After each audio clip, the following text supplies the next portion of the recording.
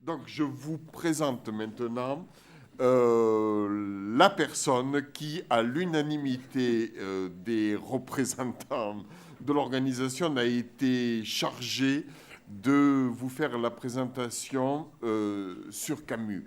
Cette personne-là, Hélène Arrufat, est une spécialiste de l'auteur. Elle l'a préparé, elle a présenté l'an dernier au mois de novembre, donc il y a exactement un an, une journée camusienne qui a été absolument extraordinaire entre l'Institut français et ici.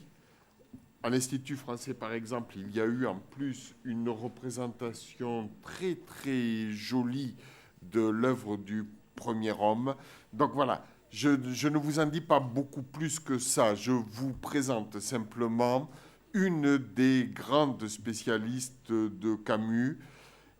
Bah, je le dis tout bas parce que c'est une amie, réellement, peut-être au minimum en Espagne, pour ne pas dire autre chose, la grande spécialiste de Camus. Merci. Bien.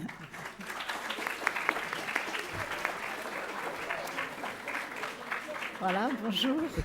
Je vais sortir rouge sur toutes les photos. Enfin, merci Guillaume. Alors merci aussi d'avoir pensé si vite à moi. Parce que je suis très contente d'être ici. D'abord parce qu'entre collègues, avec Guillaume et Madame la doyenne, Doulos, et puis avec un ami et professeur, en fait, Luis Maria Tudo. C'est vraiment un plaisir d'être ici dans la même table. Merci d'avoir pensé à moi. Merci aussi d'avoir cette initiative du Bashiba que je trouve fantastique. J'espère que j'aurai l'occasion d'en parler avec les personnes. Guillaume, tu me présentes après, parce que je crois que c'est vraiment très bien qu'on puisse avoir cette présence, donc finalement, de la culture française dès le secondaire ici en Espagne. C'est vraiment très important pour le développement de non seulement les gens qui le suivent, mais les autres qui ne le suivent pas, parce que c'est bien qu'il y ait cette concurrence finalement dans la société. Bon, alors je ne suis pas là pour parler de cette histoire-là, je suis là pour parler de Camus, comme a expliqué Guillaume. Et pour l'occasion, j'ai choisi de vous présenter cette Méditerranée d'Albert Camus pour la bonne raison que c'est le décor, le paysage qui réellement conditionne tous les textes que vous pouvez trouver d'Albert Camus, absolument tous. Si ce n'est pas par sa présence, c'est par son absence. C'est vraiment très évident. Et bon, donc je vais essayer de vous démontrer tout ça. Et qu'est-ce que ça veut dire? Ça veut dire bien sûr aussi que les personnages dépendent, tous ces personnages principaux, tous ces héros ou anti-héros, déjà à l'époque de Camus on entre dans les anti-héros, et dépendent beaucoup de ce paysage, de sa lumière ou de son absence de lumière. Et voilà, donc pour faire une petite transition entre Victor Hugo et Albert Camus, je voulais juste signaler qu'effectivement, l'année dernière, donc, on avait organisé ces journées. En fait, on avait organisé une semaine camusienne avec en plus la Libreria Jaimes, qui avait participé avec une exposition, etc. Et ça avait été, bon, on avait réussi à faire quelque chose, quoi, pour le centenaire de la naissance d'Albert Camus. Oui, donc Albert Camus est né le 7 novembre 1913. Et l'année dernière, nous avons donc fêté le centenaire de sa naissance. Et vous savez qu'il est mort jeune, relativement jeune, en janvier, le 4 janvier 1960. Et voilà, ça faisait 3 ans à peine qu'il venait de recevoir le prix Nobel de littérature. Et alors, la transition, c'est que, à l'occasion donc, du centenaire de sa naissance l'année dernière, nous avons invité l'actuelle présidente de la Société des études camusiennes, qui s'appelle Agnès Piquel.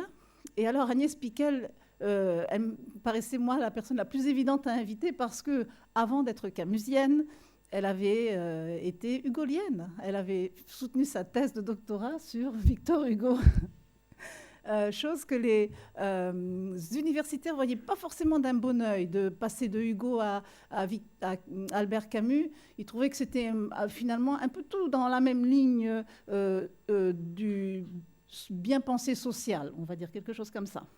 De cette morale de Croix-Rouge qu'on a souvent critiquée avec Albert Camus. Donc, je ne sais pas si c'est un sujet qui vous intéresse, on en reparle après.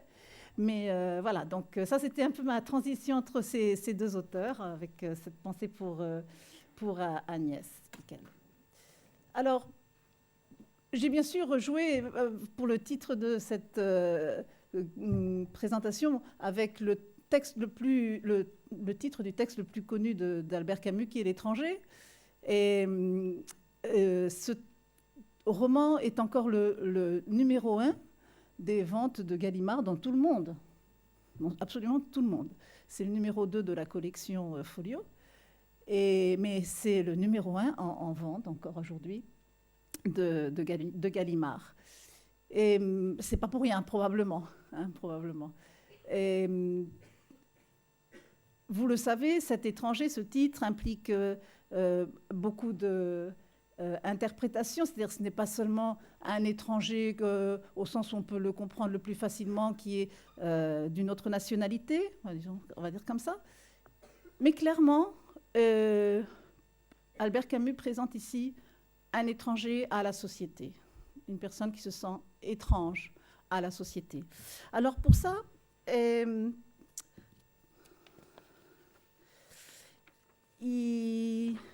bon, on y arrivera à mes documents. Je les ai notés ici sur le PowerPoint parce que sinon, c'est vrai que je me perds un peu. Donc, je vais commencer par rapidement vous comparer cet étranger à La Chute, qui pour moi est l'autre grand récit d'Albert Camus. Et récit parce que, je ne dis pas roman, parce que Albert Camus lui-même disait récit pour La Chute et non pas roman. Donc c'est ce que vous verrez écrit sous le titre, c'est récit, pas roman. Et puis en fait, c'est souvent vu et perçu comme un monologue. Ça a souvent été interprété au théâtre, comme un monologue, et voire un soliloque.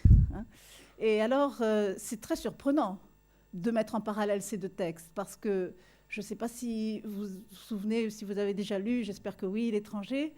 Le personnage principal, donc Meursault, est quelqu'un de plutôt silencieux, surtout la première partie, on va dire, d'accord ? Il ne parle pas beaucoup, seulement quand c'est nécessaire, et encore on ne parle pas pour ne rien dire, etc., etc. Très laconique. La deuxième partie, il s'exprime de plus en plus, ça c'est aussi intéressant à voir comme évolution du personnage, bien sûr. En revanche, dans La Chute, le personnage principal s'appelle Jean-Baptiste Clamence. Et bien sûr, ce nom de Clamence, tous les critiques sont d'accord pour dire que ça fait référence à de clamer, non, de crier, si vous voulez, comme Jean-Baptiste dans le désert, etc. Donc, quelqu'un qui n'arrête pas de parler. C'est exactement l'opposé de Meursault. Il parle, il n'arrête pas. On ne sait pas très bien avec qui il parle. Il y avait une excellente représentation au théâtre ici de National de Catalunya avec Francesc Urella comme acteur principal, comme acteur le seul, il était tout seul sur scène, et il n'y a pas besoin d'autres acteurs. Et la mise en scène était aussi splendide, et on comprenait très bien à la fin de la pièce de théâtre, puisque c'était en forme de pièce de théâtre que nous l'avions, le texte, que l'interlocuteur de Jean-Baptiste Clamence, c'était peut-être tout simplement, on va dire, mais c'est très complexe finalement, lui-même. C'est tous ces autres qui peuvent être moi-même, non ? C'est le reflet de la société que moi-même je peux donner, en fait. Bon, voilà, c'était, je pense, une excellente mise en scène de cette chute. Et donc, j'aime bien les mettre en parallèle, parce que déjà, on a donc ces personnages opposés. Les paysages sont aussi extrêmement opposés, puisque L'étranger se déroule à Alger et La Chute se déroule à Amsterdam. Donc vous avez le grand soleil de l'Algérie d'un côté et les brumes du nord, comme on dit, de l'autre. Les vécus des personnages sont très différents aussi, puisque Meursault est un petit employé dans une petite entreprise, on ne sait pas exactement laquelle, très modeste, etc. Alors que Jean-Baptiste Clamence dit qu'il avait été quand même avocat des grands tribunaux de Paris, et que bon, ce n'était pas n'importe qui, par conséquent. C'est vraiment des classes sociales opposées, on peut dire. Et les crimes, entre guillemets, si on peut se permettre, sont aussi antithétiques, dans ce sens où le crime réel commis par Meursault, c'est d'avoir tué un arabe, avec ses 4 coups de revolver à rajouter au premier. Et le crime très symbolique, on va dire, de Clamence, c'est de ne pas avoir prêté de l'aide à une personne, je suppose que c'était une femme, qui a probablement décidé de se jeter à la Seine une nuit d'hiver. Et lui, il a entendu un cri. Mais Clamence dit avoir entendu un cri, mais ne pas être allé voir s'il pouvait aider cette personne qui criait. Voilà. Ça, c'est son crime. C'est le crime que lui-même interprète. C'est donc pas quelqu'un qui l'accuse, c'est lui-même qui s'accuse en tant qu'avocat, si vous voulez. Le dernier point que j'ai noté ici, c'est cette demande de spectateur. Alors ça, c'est très caractéristique de l'œuvre d'Albert Camus en général, parce qu'Albert Camus est un homme de théâtre. Alors Victor Hugo est poète, toujours, quand il écrit, même s'il écrit des romans, et Albert Camus est un homme de théâtre toujours, même quand il écrit des romans. Il a vraiment très peu écrit de poèmes, c'est pas la peine d'aller chercher. C'est pas très intéressant les poèmes d'Albert Camus, mais il a écrit des pièces de théâtre et il a adapté des pièces de théâtre. C'est un homme de théâtre. Il aime beaucoup ça. Et dans ses romans, ou dans tous ses récits, on voit ces personnages qui sont décrits de manière théâtrale, ces gestes théâtraux. Les descriptions sont absolument adaptées au théâtre. D'où l'évidence d'adapter un texte comme La Chute au théâtre, finalement, puisque c'est vraiment un monologue. L'Étranger est adapté au théâtre régulièrement, par ailleurs, je vais vous dire. C'est très facile, même, on peut le dire, puisque le texte aide à cette adaptation. Donc, demande de spectateurs, forcément, puisque nous sommes dans le théâtre. Tous les personnages d'Albert Camus vont finir par demander des spectateurs, d'une manière ou d'une autre. C'est ce que demande Meursault à la fin de son texte. Bon, on suppose que c'est lui qui rédige ce texte. Et il dit que la seule chose qu'il demande, c'est qu'il y ait effectivement beaucoup de spectateurs à sa peine de mort. Et le personnage, le Clamence de La Chute, a besoin aussi de cet interlocuteur pour l'écouter. Et il l'invente, c'est pas grave si c'est nécessaire. Ah, vous dites, c'est vraiment un texte très intéressant dans ce sens-là aussi. Oh, je ne suis pas sûre que vous ayez raison, mais je vais vous le montrer un autre jour. Alors, on entend cette deuxième personne du pluriel régulièrement présente, mais on ne sait pas qui c'est. Mais c'est très bien, c'est cette demande de spectateur, finalement. Ça peut être n'importe qui, de ses lecteurs ou de ses, justement, spectateurs.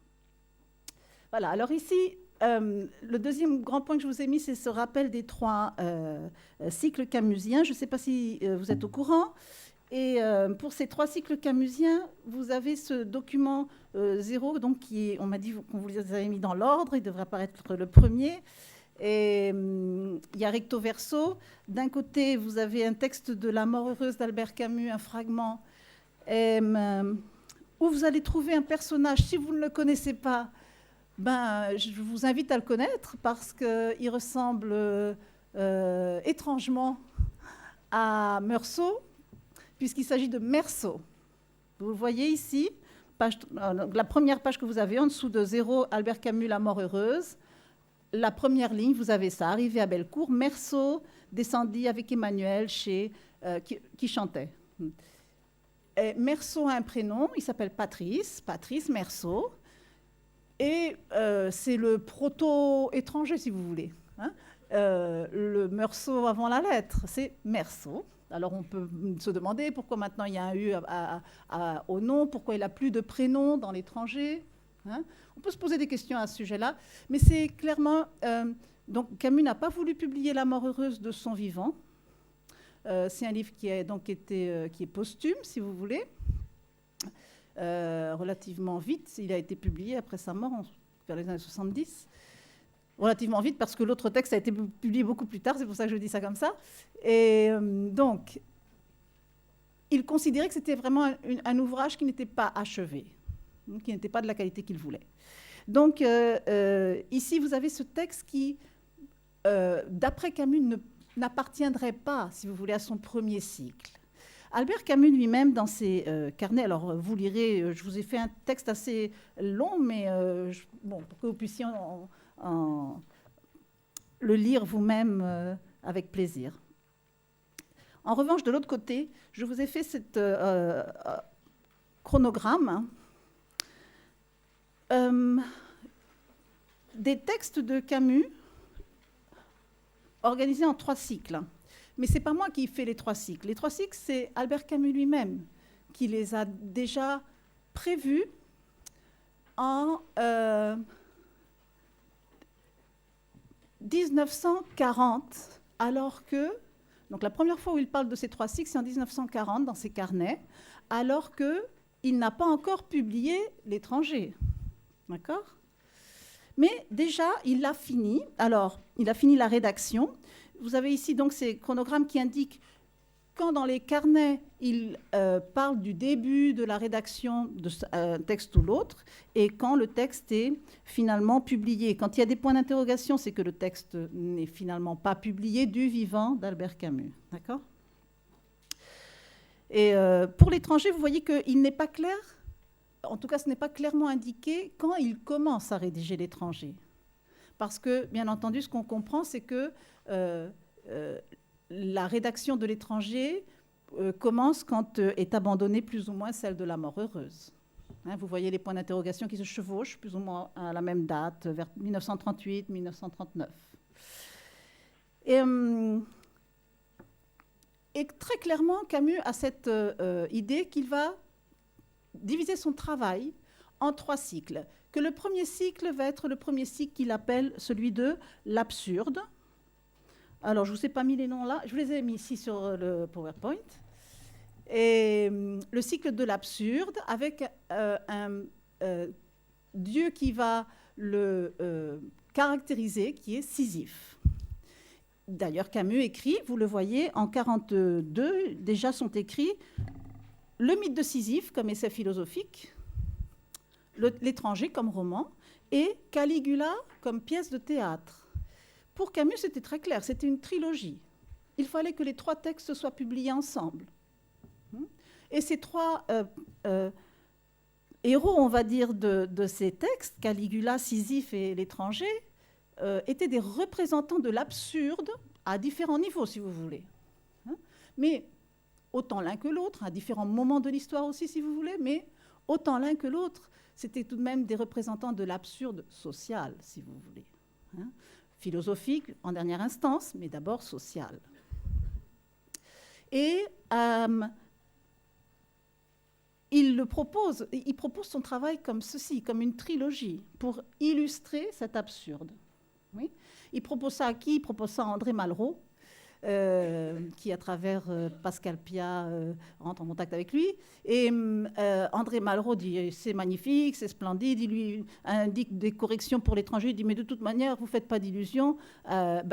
Bien sûr, pourquoi vous ne faites pas d'illusions ? Les années 40-45 sont quand même des années particulièrement de crise. C'est la Seconde Guerre mondiale. Alors, entre autres choses, non seulement il y a une censure nazie, mais en plus, il y a des restrictions budgétaires et des restrictions sur le papier. On ne peut pas imprimer les livres facilement. Et oui, c'est aussi élémentaire que ça. Donc, André Malraux lui dit, écoutez, il va falloir attendre pour tout publier en même temps. Pour l'instant, moi, je crois que le plus intéressant, ça va être de publier le roman, L'étranger. Et c'est comme ça qu'on a en 1942, en pleine Seconde Guerre mondiale quand même, ce texte. Ça, c'est assez extraordinaire. Le responsable de la censure s'est expliqué à ce sujet-là. Il se sent tout à fait orgueilleux d'avoir autorisé la publication de l'étranger. Il ne comprend pas, s'il n'a pas compris le texte, ça ne l'inquiète absolument pas. Il est au contraire très orgueilleux d'avoir été le responsable de la publication de l'étranger en temps de guerre. Voilà. Et Roland Barthes disait que l'apparition, la publication de l'étranger avait été aussi importante dans la société que l'apparition de l'ampoule électrique. C'est les comparaisons de Roland Barthes, ça, bien sûr. Mais bon, voilà cette idée de lumière qu'on pourrait mettre en relation, bien sûr, avec ces paysages méditerranéens, bien entendu. J'y retourne. Je finis de parler des 3 cycles. Donc le premier, l'absurde. Après ça, Camus avait prévu de parler de la révolte. Mais ce que je voulais déjà souligner maintenant, parce que j'aurais probablement pas le temps d'y revenir après, c'est que vous comprenez bien que dès les années 40, dès le début des années 40, pour Albert Camus, c'est très clair. L'absurde porte à la révolte qui porte au dernier cycle, qui est l'amour. C'est-à-dire que presque tout va ensemble. Il le conçoit ensemble. Seulement, on ne peut pas tout écrire en même temps. Alors, il faut bien diviser ça d'une certaine manière. Hein, et il faut être pratique aussi. Mais déjà, dans son esprit, ce sont 3 éléments indissociables, en fait. Oui ? Et on trouvera de l'absurde, de la révolte et de la mesure et de l'amour dans tous ces textes, qu'ils soient du premier, du second ou du 3e cycle. Hein, c'est ce qui me paraît important de dire. Ce sont 3, si vous voulez, 3 valeurs fondamentales des écrits d'Albert Camus. Hein, ces titres que lui-même a donnés à ces 3 cycles. Donc, Sisyphe pour le premier, on le connaît, c'est absurde de rouler son rocher en haut et quand il retombe, de recommencer, on roule en haut et puis c'est de manière infinie. C'est pas de sa faute, vous allez me dire, c'est quand même les dieux qui l'ont puni à faire ça. Hein. Mais bon, c'est comme ça. Et la même chose pour Prométhée, c'est encore les dieux qui l'ont puni. Et là, c'est la révolte quand même, parce que ce qui est important chez Prométhée, ce n'est pas la punition qu'il reçoit, mais la raison, la cause de cette punition, qui est sa révolte. D'accord ? Et donc, c'est pour ça que c'est le représentant de cette révolte. Et c'est lui qui prend le feu pour illuminer justement les humains. Et ce dernier cycle, qui est ainsi présenté par Camus comme 3e cycle, avec un titre qui était douteux, il y est revenu après plusieurs occasions, mais on ne savait pas très bien si c'était finalement l'amour, où il allait parler de Don Juan, ou si c'était plutôt de la mesure dont il parle déjà à la fin de son essai philosophique L'homme révolté. Dans le dernier chapitre, qui est celui de la pensée de midi, hein, c'est le chapitre le plus connu et le plus étudié de L'homme révolté, je pense, hein, c'est le dernier, apparaît ici cette idée de mesure, pas exactement d'équilibre, mais plutôt de tension entre de manière structurale, si vous voulez, hein, entre 2 points opposés. Et on ne va pas parler d'antagonisme, il ne s'agit pas de parler de dualité. Justement, ce que veut Albert Camus, c'est voir cet ensemble qui crée cette tension, et c'est là où nous aurons la mesure qui permet un équilibre, hein, dans la tension. Parce que cette tension va être, par conséquent, dynamique et créatrice. Donc, Némésis, qui c'est ? Eh bien, à l'origine, c'est la déesse de la vengeance divine. Et en fait, ce qu'elle punit, Némésis, c'est quand les hommes sont excessivement vaniteux. J'allais dire ambitieux, peut-être pas, mais vaniteux, oui. Quand ils sont excessivement vaniteux, Némésis les punit. Et donc, elle est bien à la recherche d'une certaine mesure, si vous voulez. Hein, c'est pas mal comme représentant de la mesure, d'autant plus que vous remarquerez aussi que c'est une déesse et non plus un dieu. Donc, il donne un rôle cristallisateur très important à une femme, si vous voulez. Ce qui n'était pas non plus très courant dans les textes de Camus, les femmes sont indispensables, fondamentales dans les textes d'Albert Camus, mais il ne le dit pas. Mais enfin, elles y sont toujours. Seulement, elles n'ont pas de rôle principal évident. Les actrices au théâtre, oui. Mais c'était aussi pour d'autres raisons. Alors, je continue. Parce que je peux beaucoup parler d'Albert Camus et j'avance pas. Alors, ici, vous avez un parallélisme, ça bouge un peu trop, hein, un parallélisme entre Meursault et Camus, parce qu'on a souvent reproché à Camus d'être comme son personnage Meursault, à savoir qu'il tuait des Arabes qui n'avaient pas de nom, etc., etc. Surtout pour cette raison. Hein. Alors, au-delà de cette situation, on va dire, politique, historico-politique, je vous ai mis des coïncidences réelles entre Meursault et Albert Camus, puisque les deux n'ont pas de père. À cet âge, on suppose de 25 ans à peu près. Hein. Les deux sont sans père. Le père d'Albert Camus meurt à la Première Guerre mondiale, à la Marne. Oui. Ils sont jeunes, donc 25 ans à peu près, autant l'un que l'autre. Ils vivent à Alger, ils ont une vie modeste, on en a parlé. Un travail modeste, alors c'est le fragment que vous avez de Meursault, hein, où vous voyez comment ce Patrice Meursault travaille dans une petite agence, très modestement. Ils sont connaisseurs des tribunaux. Ah, mais Camus était connaisseur des tribunaux parce que, comme il était journaliste aussi, facette importante aussi de sa vie, et pour se former d'une certaine manière, il couvrait les faits divers, los sucesos, d'accord ? Les faits divers, c'était aller aux tribunaux, voir ce qui se passait, hein, qu'est-ce qu'on était en train de juger. Voilà, donc c'est intéressant parce que Meursault, quand il raconte sa vision des tribunaux, parfois il se sent un peu écrasé par ce qui l'entoure, mais il comprend très bien ce qui se passe. Il le sait, il sait le décrire. Hein, il est connaisseur de ça. Ce n'est pas quelqu'un qui ignore tout. Il sait ce qu'est un avocat, il sait ce qu'est un juge d'instruction, etc. Donc, voilà, connaissance des tribunaux. Amour pour les femmes, c'est aussi un point en commun entre les deux, entre Albert Camus et Meursault.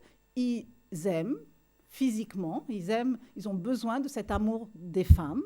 Hein. Meursault le dit et Albert Camus le dit aussi et le démontre. Et les plaisirs physiques, surtout la nage, effectivement. Hein. On aime beaucoup nager dans les textes en général d'Albert Camus, mais on les voit nager, ces personnages, très souvent. Hein, on les voit nager. Et Albert Camus adorait se baigner, bien sûr, dans la Méditerranée. Et dernier point que je vous ai indiqué comme coïncidence, c'est la présence de la mer. Voilà, cette mère qui a suscité donc cette fameuse phrase du prix au moment où on lui a accordé le prix Nobel et on lui faisait cet entretien où on lui demande « Mais alors, que faites-vous de la justice puisque vous ne défendez pas l'indépendance de l'Algérie ?» Je résume beaucoup, mais on fait chaque fois ça et après on ne comprend pas très bien l'histoire. Mais bon, et Camus répond « Mais entre cette justice dont vous me parlez… » entre parenthèses, qui provoque le terrorisme, la terreur à Alger, etc., entre cette justice et ma mère, moi je préfère ma mère. Vous comprenez ? C'est plus important pour moi. Hein ? Donc la mère est d'une importance capitale pour Camus et pour l'œuvre de Camus, puisqu'on voit souvent ces femmes âgées, ces mères, hein, qui sont là comme le point de référence, le pilier qui tient en fait une structure familiale, généralement, en tout cas, si ce n'est la grand-mère aussi, mais bon, ça c'est encore autre chose. Enfin bref, le rôle de la mère, d'accord ? Le rôle capital de la mère, qui n'est pas mis en évidence, mais qui est toujours présent en toile de fond, si vous voulez. Alors, Meursault est différent, pourquoi ? Meursault est différent, ben oui, quand même, il n'a pas écrit un roman sur lui-même, Camus. Meursault est différent de Camus parce qu'il a une vie solitaire. Camus n'avait pas du tout une vie solitaire, c'était quelqu'un de très sociable, etc. Il a une vie routinière, c'était vraiment pas le cas de Camus, hein, mais on insiste sur cette monotonie de la vie de Meursault, parce que c'est aussi ça qui provoque son sentiment d'étrangeté, hein, ce sentiment d'être toujours en train de faire la même chose. Il est il est fatigué finalement de cette vie sociale routinière.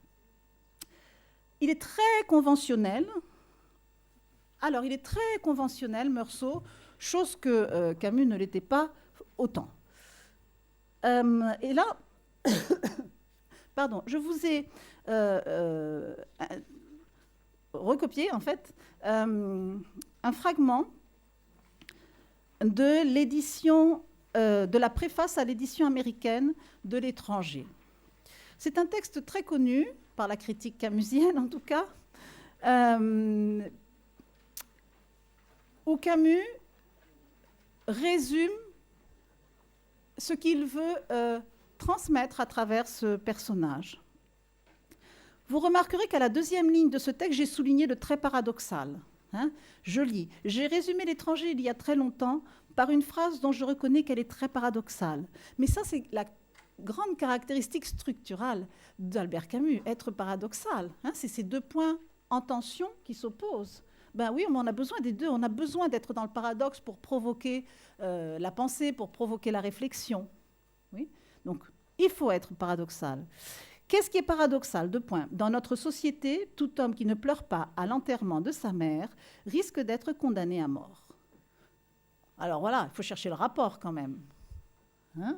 Et c'est l'avocat même de Meursault qui le dit au cours du jugement. Il dit, mais enfin, on est en train de juger une personne parce qu'elle a tué une autre personne, ou bien on est en train de le juger parce qu'il n'a pas pleuré à l'enterrement de sa mère. Et les gens rient. Mais c'est bien ça le problème. C'est ridicule, c'est absurde. Mais voilà, c'est qu'on en est arrivé à cette extrémité, si vous voulez, des raisonnements absurdes de la société.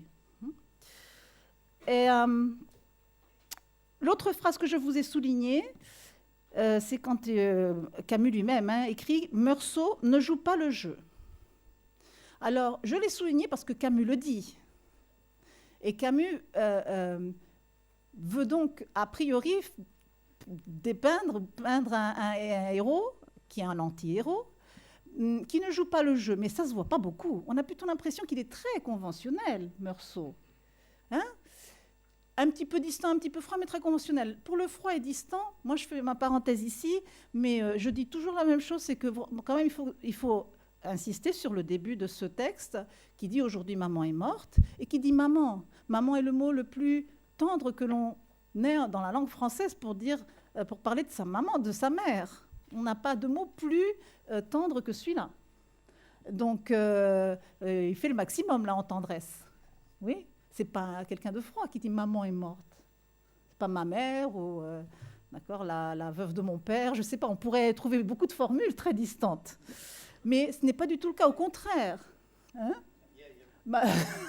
Dans le style populaire, la vieille. Eh oui, mais c'est aucun de ces registres-là qu'il choisit. Il choisit maman. D'aucuns ont parlé d'un registre enfantin, bien sûr. Mais c'est pareil. Si c'est un registre enfantin, c'est quand même un registre émotif. Donc, on est dans la tendresse. Et chaque fois, presque chaque fois où Meursault parle de sa mère, il dit maman. Bon, voilà. Donc, ça, c'était ma parenthèse sur la tendresse du personnage, qui pourrait être conventionnelle si on la considère enfantine, etc. Donc, en priori, c'est quand même quelqu'un d'enfantin. De conventionnel. Mais Camus nous dit non, et il ne joue pas le jeu. Alors, quand Meursault ne joue pas le jeu, par exemple, on va vite, par exemple, et surtout, quand il ne sait pas ce qu'il faut faire, il n'a pas senti le besoin d'apprendre les conventions. Il ne sait pas s'il faut mettre un brassard, s'il ne faut pas le mettre. Il ne sait pas s'il faut fumer, s'il ne faut pas fumer. Il ne sait pas s'il doit prendre ou pas son petit café au lait. Il ne sait pas. Il ne connaît pas, en fait, les conventions, Meursault. Et c'est comme ça que si on lui propose un café au lait, il dit oui, merci. Ou alors, de temps en temps, il écrit c'est pas de ma faute si maman est morte. Celle-là, elle est assez drôle. C'est pas de ma faute si maman est morte jeudi. Après, vendredi, je suis bien obligée d'y aller. Samedi, on ne travaille pas. Alors, forcément, ça me fait 3 jours de congé. Mais c'est pas ma faute. Mon patron va me dire, tu viens pas travailler. Et il insiste sur cette idée, quoi, de j'y peux rien, quoi. Mais donc, il ne joue pas le jeu. Camus fait qu'il ne joue pas le jeu. Mais lui, le personnage le présente comme moi je voudrais bien être dans la convention, mais c'est comme ça, quoi, je peux pas. Vous voyez, c'est très intéressant comme jeu d'écriture au fond. Et j'ai surligné, alors ici évidemment vous ne voyez pas, mais la photocopie, je pense que vous pouvez le détecter, c'est vers la fin du premier paragraphe. Meursault, contrairement aux apparences, ne veut pas simplifier la vie. Il dit ce qu'il est. Et voilà la difficulté, voilà ce qui est complexe, dire ce qu'on est, même si la formule est simple. Hein. Il ne veut pas simplifier la vie. La vie est complexe et on va la dire dans toutes ses complexités. Alors, ou alors on ne le dit pas. Et quand on lui demande « mais pourquoi avez-vous tiré ?» Ben, c'est tellement compliqué d'expliquer ça que dans un premier temps, il ne l'explique pas. Puis finalement, comme on le presse tellement, il dit bah, « c'est à cause du soleil ». Forcément, tout le monde rigole. C'est trop simple. Mais d'un autre côté, symboliquement parlant, c'est peut-être pas si simple que ça. Le soleil est un symbolisme exceptionnel. Il a, comme dit Camus aussi, sa face noire. Hein. C'est pas seulement la lumière du soleil qu'il faut retenir, c'est aussi sa face noire, celle qui brûle, la perverse, etc. Elle existe. Donc c'est peut-être effectivement à cause du soleil et de toute cette constellation symbolique qu'il y a autour. Ça paraît simple, mais ce ne l'est pas. Alors voilà, c'est intéressant de lire cette préface à l'édition américaine pour se rapprocher, si vous voulez, de cette dimension complexe de l'étranger, du personnage de Meursault, qui apparemment ne se voit pas.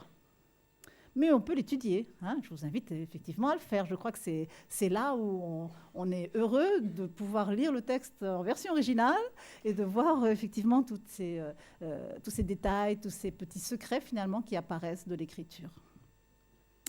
Voilà. Alors il masque ses sentiments. Il y a d'autres choses soulignées. Bon, vous les découvrirez. Hein. Je continue. Et la mère est dans un asile. La mère de Camus n'a jamais été dans un asile. Meurtre d'un arabe, Camus n'a jamais tué un arabe. Hein. Personne non plus qu'on le sache. Hein. Et emprisonnement, Camus n'a jamais été en prison non plus qu'on le sache. Et voilà, donc ça c'est mes parallélismes entre les deux. Les structures dichotomiques, je vous en ai déjà parlé. Hein.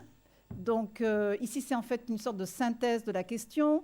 Vous observerez que souvent dans les textes d'Albert Camus, on voit deux parties. Dans l'étranger, c'est ce que nous avons. Et des titres qui sont en deux moments. Par exemple, l'envers et l'endroit, entre oui et non, l'exil et le royaume. Et ce sont toujours deux termes plus ou moins opposés. Hein, ne me dites pas que non.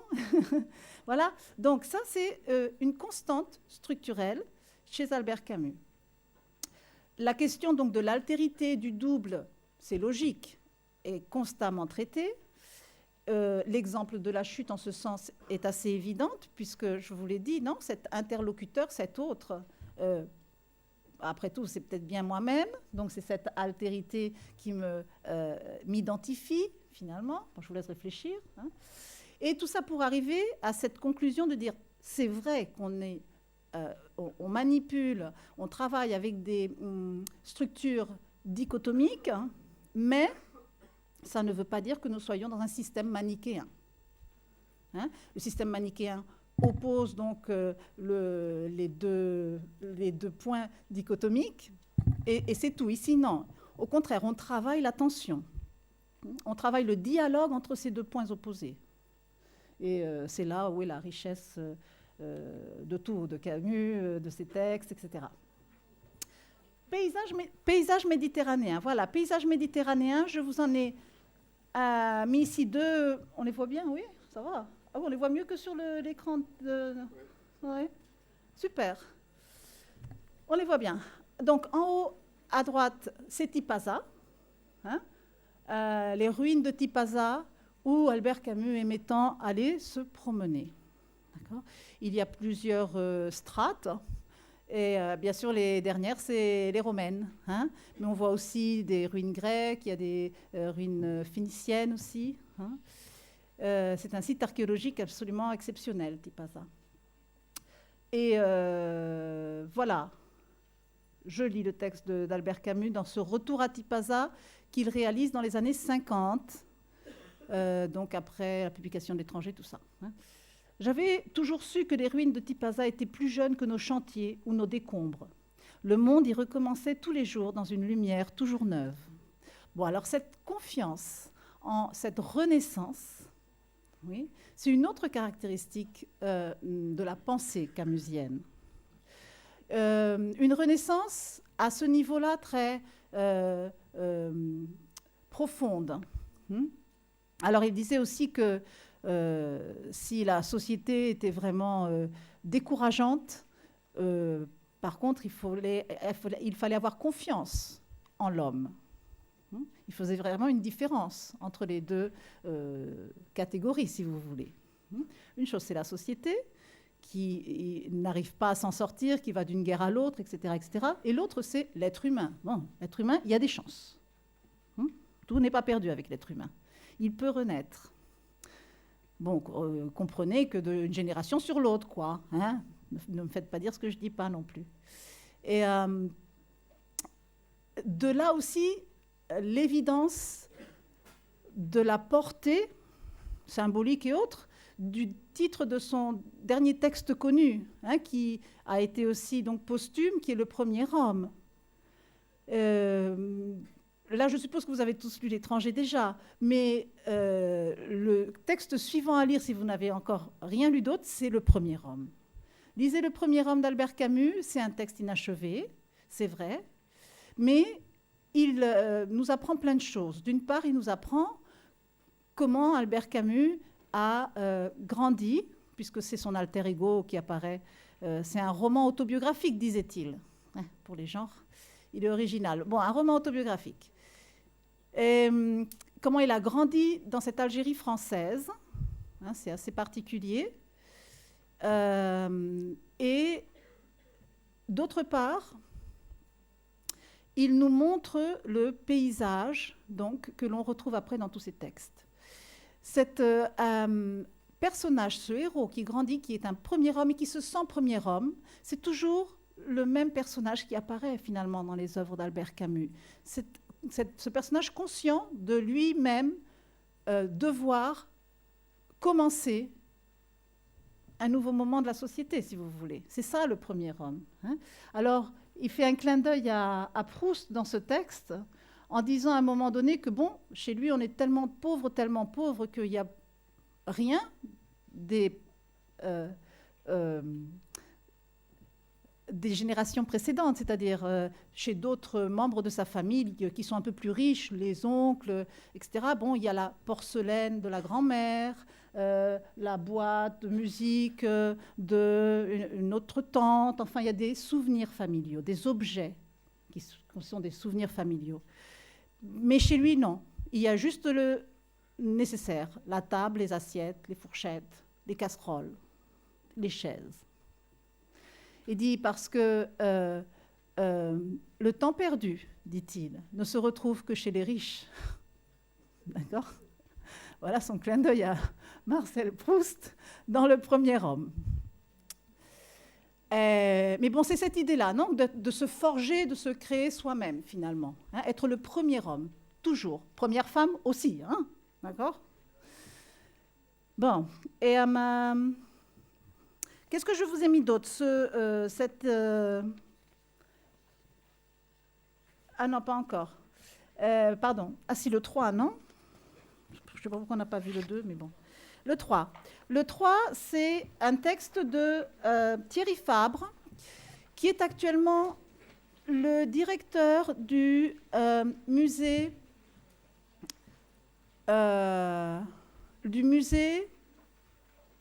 Attends, le C, je ne sais plus ce que c'est, du Centre d'études de la Méditerranée, musée et centre, le MUCEM, à Marseille.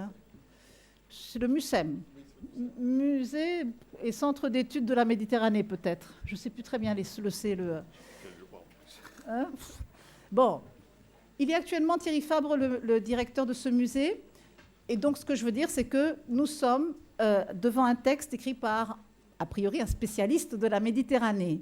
Et voilà, c'est Thierry Fabre apprécie ici en particulier, j'ai rien souligné, mais vous le lirez, apprécie ici en particulier donc cette dimension méditerranéenne dans la pensée de Midi d'Albert Camus. Camus s'en était défendu. On lui avait reproché, on lui avait dit, voilà, le Méditerranéen qui veut faire croire qu'il n'y a que lui qui comprend la philosophie, qui veut rien savoir de la philosophie des philosophes du Nord. Et Camus avait répondu, il y a une réponse de l'homme révolté sur cette question. Et il dit, non, non, au contraire, c'est qu'on a besoin des deux. Et il fallait s'y attendre, hein, parce que c'est justement ça. On a besoin des deux. Je dis seulement qu'il faut revaloriser cette pensée de Midi. Parce qu'on l'a trop oublié avec tous ces philosophes du Nord. C'est tout ce que je dis.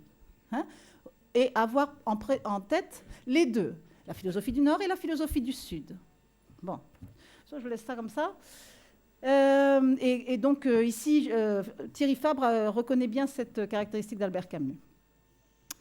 Et l'autre photo que je vous ai mise ici, ben vous voyez, c'est la pierre tombale d'Albert Camus. Mais il n'y a que ça. Il n'y a que ça. Sur des plantes du thym, du romarin. Et c'est ce que voulait Camus. Il ne voulait pas de cercueil. Il a été enterré directement dans la terre de ce cimetière de Lourmarin, ce petit village de la Provence.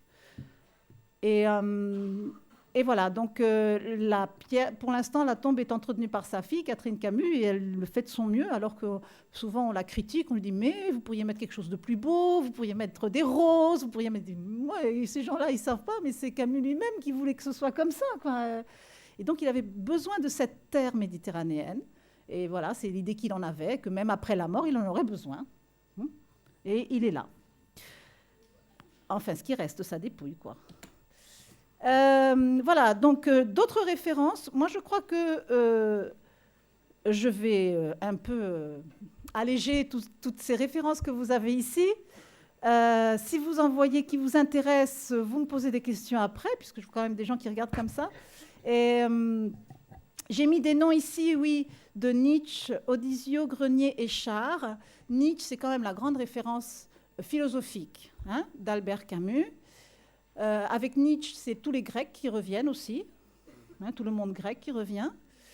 Odysio, il faut savoir que Gabriel Odysio était le grand idéologue de la Méditerranée au début du XXe siècle. C'est Gabriel Odysio qui a lancé, si vous voulez, cette idée de renaissance méditerranéenne, une idée aussi d'une unité méditerranéenne que Camus recueille, hein, finalement. On a un besoin d'unité quelque part. Grenier, c'est Jean Grenier, qui a été son professeur donc au lycée de philosophie, et qui est aussi écrivain, Jean Grenier. Et il a aussi écrit beaucoup de textes sur la Méditerranée. Et il y a par exemple Les Îles, qui est un texte qui nous parle de petits ensembles qui sont symboliquement des îles. Et voilà, donc qui nous parle de cette Méditerranée aussi. Et le dernier, c'est René Char. René Char, je me demande si je ne me suis pas un petit peu trompée dans mes numérotations, mais bon, je m'excuse. Hein. Je vois que je vous ai mis 3 ici. Bon, c'est pas grave. Char, je crois qu'il n'y a rien de Char dans les photocopies. Et le grand poète pour Camus du XXe siècle. Après Victor Hugo, René Char, sachez-le. Et il est très peu connu finalement maintenant, hein, par rapport à Victor Hugo évidemment. Mais pour Camus, il n'y avait aucun doute, c'était le plus grand poète du XXe siècle français. Et c'était aussi une personne très engagée. Mais c'est vrai que la beauté de ces textes, moi je vous laisse la découvrir, hein, parce que je suis désolée, je ne sais pas, il n'y en a pas dans ces photocopies. Et Camus a été le responsable de la publication chez Gallimard de la poésie de René Char, bien sûr. Après, bon, maintenant il y a eu une correspondance René Char qui est apparue. Et René Char, de quoi il nous parle? Il nous parle aussi de cette exaltation de paysages méditerranéens. D'ailleurs, si Camus achète finalement une petite maison, une petite villa à Lourmarin, c'est parce qu'il est comme ça plus près de René Char. Hein. qui vivait aussi à l'île sur Sorgue, ça s'appelle. Voilà. Donc, cette culture méditerranéenne, je vous ai parlé de l'unité méditerranéenne que Odysio donc, a défendue, relancée, etc. Mais dans cette unité méditerranéenne, il est très évident qu'il on y trouve, il y a une expérience de vie, si vous voulez, un vécu de multiculturalité, d'interculturalité. Ça, pour Camus, c'est très évident. Et pour lui, donc, la Méditerranée creusait des civilisations, etc., où elles se croisent. C'est l'évidence même, hein, c'est tout naturel. D'un autre côté, Camus a lui-même écrit plusieurs textes en tant que journaliste pour défendre d'autres cultures, si vous voulez, qui n'étaient pas du tout dominantes, mais minoritaires, donc, à son époque, comme par exemple pour dénoncer la faim en Kabylie. Les Kabyles étaient laissés, étaient abandonnés, si vous voulez, par l'administration française. Et ça, Camus le dénonce dans des articles de journal, dans tout un reportage sur plusieurs épisodes, etc. Il dénonce aussi ce projet Bloom-Violette qui voulait donner enfin le droit de vote à environ 20 000 ce qu'on appelait des indigènes, 20 000 arabes, si vous voulez, musulmans, hein, 20 000 personnes nées en Algérie. C'est-à-dire que quand un musulman naissait en Algérie française, il n'était pas reconnu par l'administration française. C'est-à-dire il n'existait pas, tout simplement, donc il n'avait aucun droit. D'accord ? C'était pas une personne. Il n'avait aucun droit humain, parce que il n'était pas reconnu. Tout ça, c'est voilà, la politique française, si vous voulez, de l'époque. Et il y a eu ce projet Bloom-Violette qui disait, bon, on va en reconnaître un 20 000 à peu près, des gens qui ont une formation, des gens qui... Bon, ça existait, il y en avait, bien sûr. Mais c'était bien entendu une minorité de ces personnes-là. Alors, c'est pour ça qu'Albert Camus le dénonçait. Il disait, voyons voir, ce n'est pas 20 000 qu'il faut reconnaître, c'est tous les autres aussi. Hein, on ne va pas en rester là non plus. Et c'est pour ça qu'il dénonçait ce projet. Pas dans le sens contraire de dire non, on ne peut pas les reconnaître, hein, c'est pas ça. Hein. Bien. Après, ici, je vais passer, parce que comme ça, vous allez voir un peu les images aussi, c'est tout. Cette Méditerranée étrange que Camus construit, c'est donc une Méditerranée complexe, hein, qui marque profondément ses personnages, je crois que c'est clair, hein, cette lumière avec cette ombre, etc. Donc, il l'a construit à partir de son vécu en Algérie, bien entendu. Donc là, vous avez une petite photo en noir et blanc d'Alger. Ouais, ça va, on les voit assez bien, ces photos. À partir de l'Espagne, là, je vous ai mis une reproduction d'une peinture élaborée à partir du texte de l'État de siège d'Albert Camus.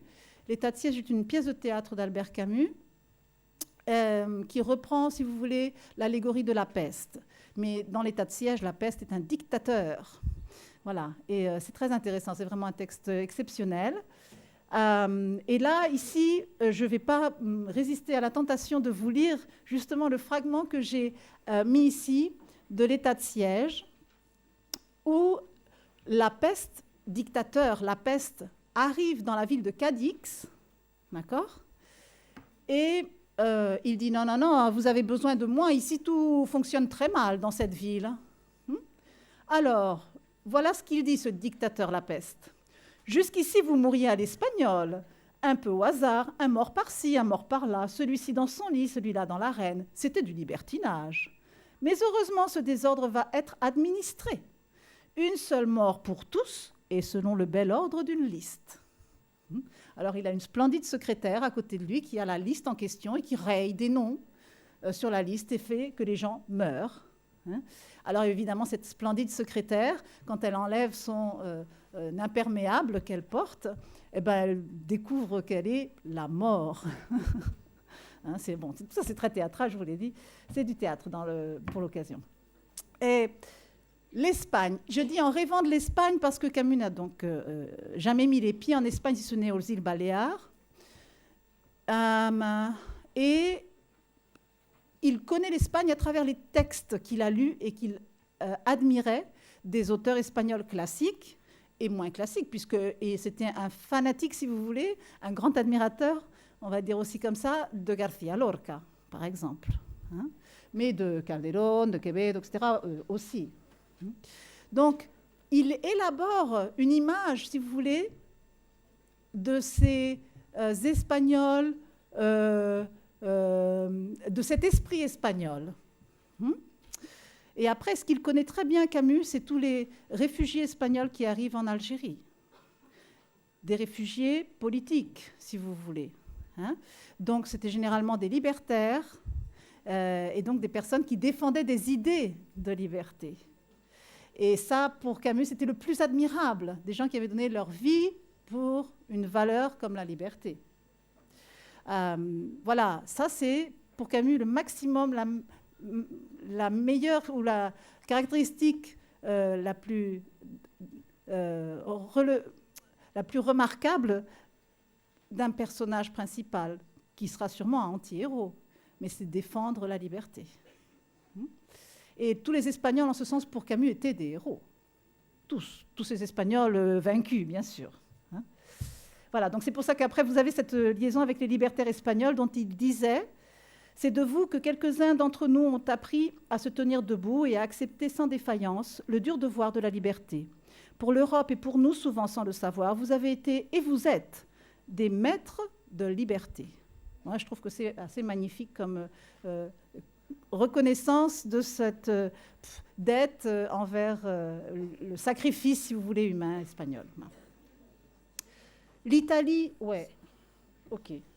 L'Italie, c'est juste un pays de passage pour Camus, mais un pays de passage où il découvre l'art, l'expression artistique. C'est donc quand même un pays très important pour ce qui est de son écriture, si vous voulez, des images méditerranéennes, justement, qui apparaissent dans son écriture.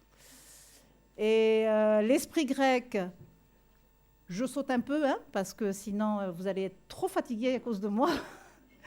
Et puis il est tard surtout. L'esprit grec, Nietzsche d'abord, ses professeurs de philosophie ensuite. Et puis finalement, il a réussi à faire quand même de petits voyages en Grèce.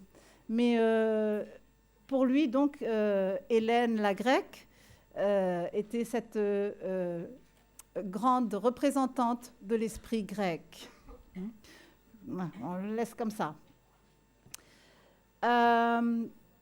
Par conséquent, cette Méditerranée que recrée Camus, si vous voulez, est une Méditerranée qu'il retrouve, mais qu'il recrée en même temps. C'est une Méditerranée rêvée plutôt, je crois. Il invente Euphorion. Enfin, il n'invente pas, il récupère le personnage d'Euphorion dans cette défense de l'homme révolté dont je vous ai parlé. Et pour lui, Euphorion, qui est le fils, il le reprend de Goethe, est le fils de Hélène et de Faust, c'est-à-dire de l'extrême sud, de l'extrême méditerranéen, Hélène, la grecque, et de l'extrême nord, ce Faust allemand, si vous voulez. Et le résultat de cette union, c'est Euphorion. Donc c'est ce premier homme aussi que Camus aimerait voir, finalement, dans la philosophie, une sorte d'Euphorion.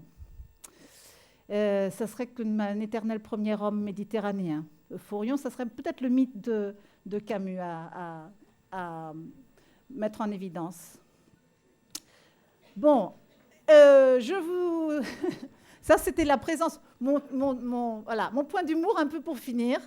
La présence d'Albert Camus aujourd'hui dans les rues de petits villages de France. Ça c'est un village, le village s'appelle Cuers, entre Marseille et Nice, on va dire, à peu près. Et il se trouve qu'ils font tous les ans un festival d'art et une des activités est d'écrire des phrases sur le bitume, d'accord, sur les routes de la ville. Et là, la personne chargée de faire ces écritures avait écrit cette phrase de Camus, « Je me révolte, donc nous sommes ». Observez bien le passage du « je » au « nous ». « Je me révolte, donc nous sommes », qui a une force extraordinaire. Et le maire de la ville, maire UMP, de droite, avait dit que toutes ces phrases que cet artiste avait peintes on ne pouvait pas les laisser là, et qu'il fallait donc les recouvrir avec du bitume en plus du goudron, pas les effacer. Ils ont mis un peu plus de goudron sur les textes de manière à ce que ça n'apparaisse pas. Et alors l'artiste a eu cette idée-là. je vais écrire les phrases sur des camionnettes que je vais mettre dans la ville. Comme ça, on pourra encore lire les phrases, d'accord ? Et mon petit mouton en train de tricoter son gilet, parce que c'est vraiment ce qu'il y a de plus absurde aussi. Voilà, et c'est tout.